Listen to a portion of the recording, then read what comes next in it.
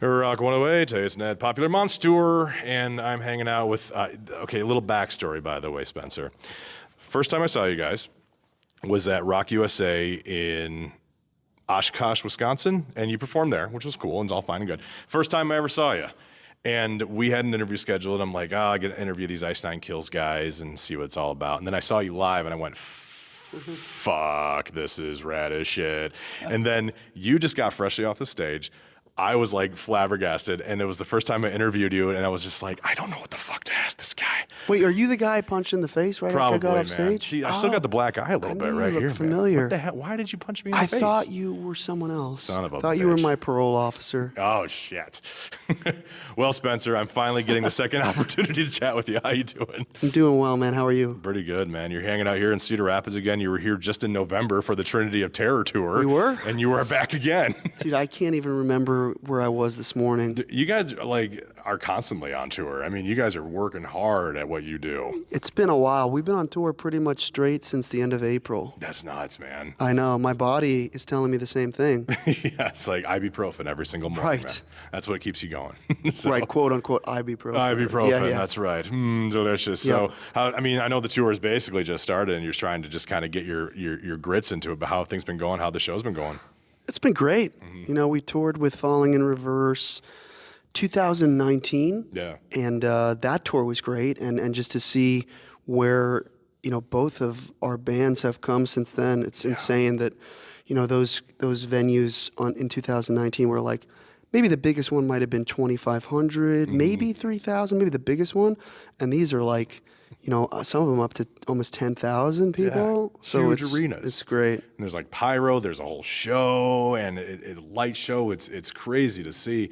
I remember even seeing like kind of videos of you guys, when you start off in like clubs, kind of doing that kind of thing. And now you're playing in front of these arenas. You guys played a sold out show, I think a couple nights ago in Hershey, Pennsylvania. And it was like a sold out show. And I'm like, this is nuts. This is so cool to see for you guys. And just where the band has progressed, and I think you even said it in your the song "Hip to Be Scared," obviously parroting American Psycho, saying, do you like Ice Nine Kills? Not really. Well, their older stuff was a little too seen for me, but when the Silver Scream came out, I think it really came into their own. I'm guessing that's something you put together and said, yeah, that's kind of what I've been hearing. Yeah, it's just, us poking fun at ourselves. Just because the movies and a lot of even the music that I like never took itself too seriously. Yeah.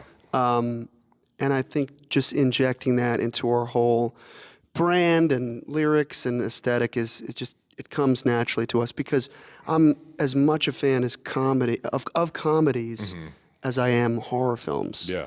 And, when they meet in the middle, perfectly like an American Psycho, it's like the best thing you can possibly have, in my opinion. You could even say the same for Evil Dead, like Sam Raimi, like that whole kind of comedic, and he was kind of bringing out the whole like Three Stooges aspect of it all. Absolutely. And then obviously injecting horror into it as well, too. So that was always kind of cool to see. Definitely. Those are some of my favorites, the ones that meet in the middle, like Scream and Idle Hands.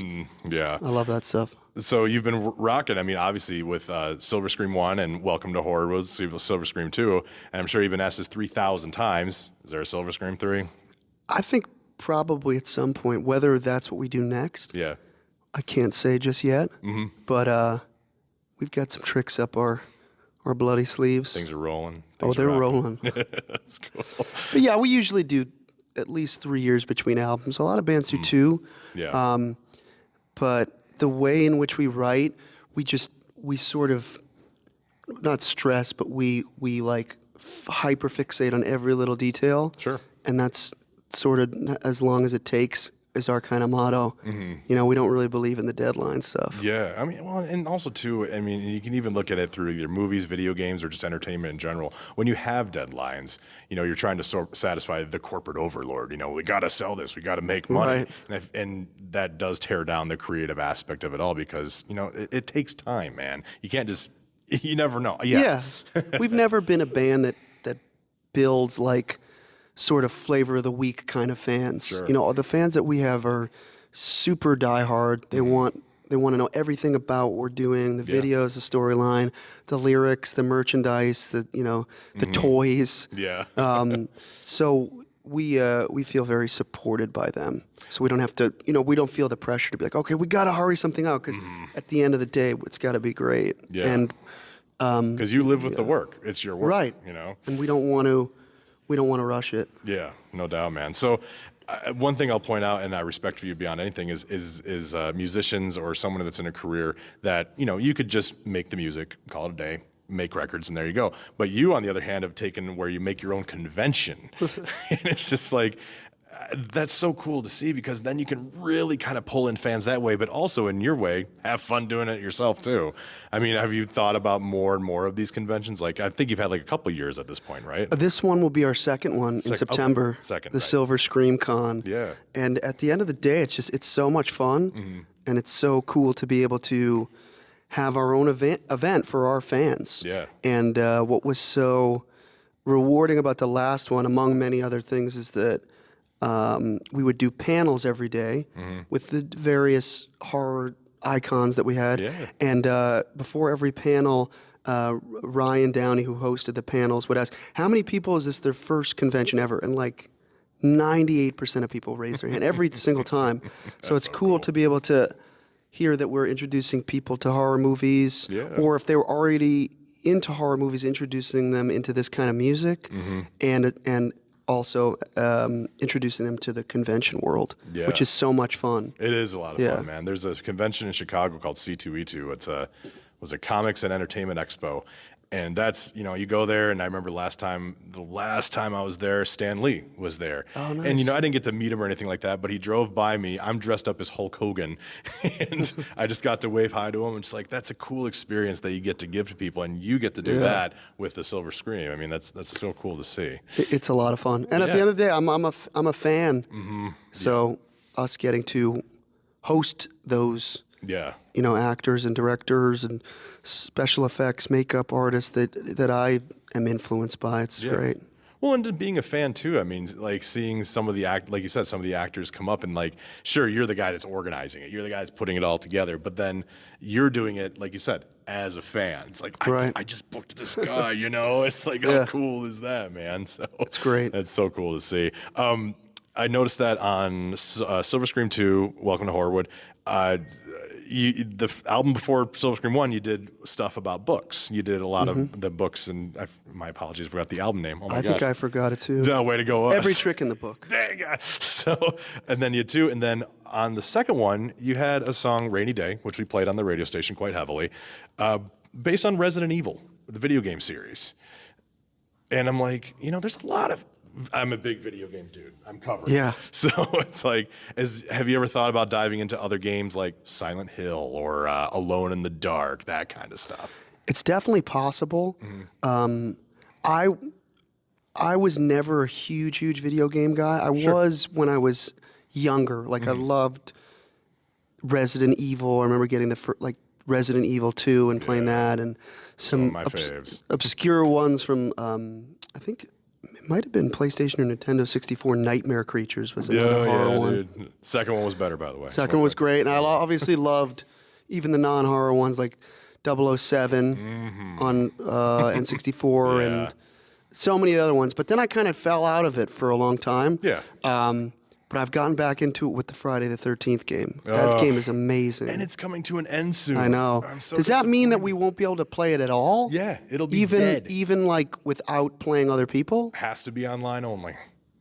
That sucks. It sucks. But there's a Texas Chainsaw Massacre game coming out. True. So we have that. But Friday the 13th is my stuff. And then that game too, they had a tribute to, if you ever played the Friday the 13th game on original Nintendo, Jason was purple. I do remember this. Yeah, and you could be purple Jason in Friday the 13th. I know. So cool. So, Nicolas Cage, if you've ever heard of the game Dead by Daylight, which is just it's a huge tribute to anything that's horror. They just put Nicolas Cage in there. I think if telling to the right people, probably could have you in there somewhere, man. I've heard so many people tweet and ask us about that. No shit. I don't know if we're on the radar of Dead by Daylight, but hey, if you're out there, get in touch with us. Yeah, it's a cool game, and we can start a hashtag right now, man. Try Hashtags, it. Ice 9 Daylight. We'll think of something. Yeah. Man. We'll start the trending. We'll start do the campaign. So you got the big show tonight. Tour is just kind of starting up, man, which is awesome to see and very exciting to see. Kind of you guys rising up and falling in reverse and seeing all these bands kind of come together. Is there anything that obviously the general question, anything you want the fans to know out there while we're hanging out? well, thanks for supporting us and for coming to these shows all over the world. The shows just keep getting bigger and bigger. We just came back from Europe. Yeah. And had an amazing time there. And then our homecoming back to the U.S. has been spectacular. So come see us at the Popular Monts tour and at the Silver Scream Con in Massachusetts this September. Yeah. That would be awesome, man. Well, Spencer, dude, such a pleasure. I'm so happy I got to interview you a second time because the first time interviewing you, I'm like, I don't know who this Now man you is. know it. Now you know. Now I know. And come see us with Metallica. We'll be on the rest of their M72 World Tour. With, was it also Pantera's on that tour, Five Finger Death Punch? And I think you guys are on the day, is it Ice Nine and Five Finger Death Punch? Yeah. What a gnarly show that is. And the stage amazing. you guys are going to be on too, the Circle stage. Metallica treats the opening bands so well. Yeah. They've been super nice to us, and they'll come in our dressing room and say hello, and it's just really cool to see a band, that everyone who plays this kind of music, aspires to be like Metallica. Yeah. And so it's cool to see that they're so humble. Yeah, they're in many ways the kings. When you think of Metallica, you think rock. They think are metal, indeed. man. And it's cool to be part of that, man. That's got to be cloud nine for you. Well put. Nice. Awesome. Spencer, dude, thank you so much, Thanks, man. buddy. We'll chat to you soon.